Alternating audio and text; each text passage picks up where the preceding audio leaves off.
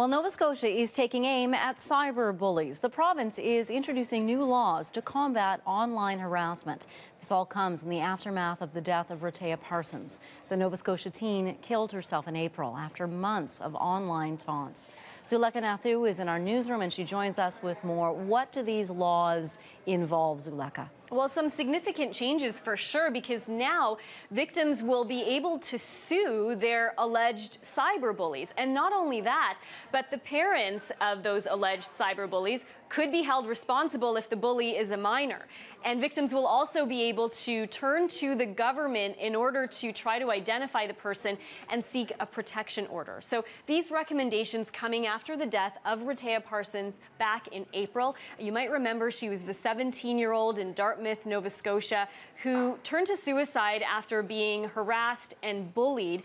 And her death was linked to images that were circulated online of an alleged gang rape, and it had happened a year and a half before her death. So her mother blamed the messages for her death, but also looked at the criminal justice system and the failure of it to be able to react and to help. And she really took the fight public. In fact, even the father had a blog that was very popular, and it went viral. So the family together made this into an international issue. It didn't just attract attention in Canada. Even the Prime Minister at one point said he was sickened by the story. So these new measures, in addition to them, will also involve the hiring of a new investigative unit, investigators who will be part of what's called an anti-cyberbullying unit. And this will be, according to the province, a first in Canada. Has there been any reaction to this, Rehtaeh? There has been, and it comes from Parsons' father, Glenn Canning, who said that this is welcome news. Have a listen.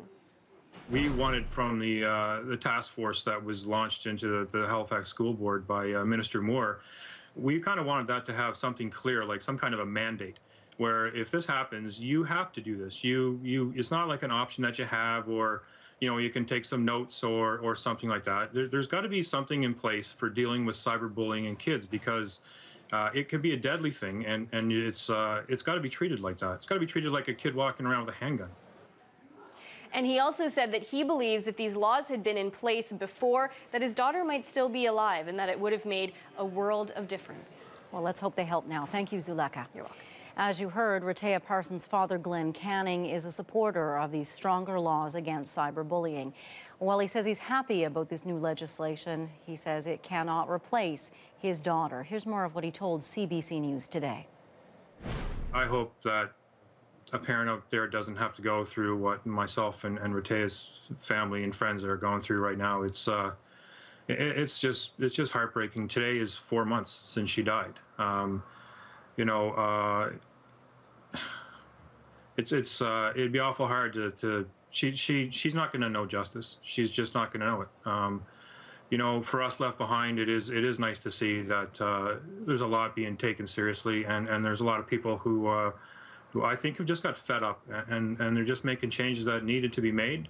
Unfortunately, it did take this, but I guess there is something good that came out of this. I'd rather have my daughter, of course, right? That's Glenn Canning, the father of Rehtaeh Parsons.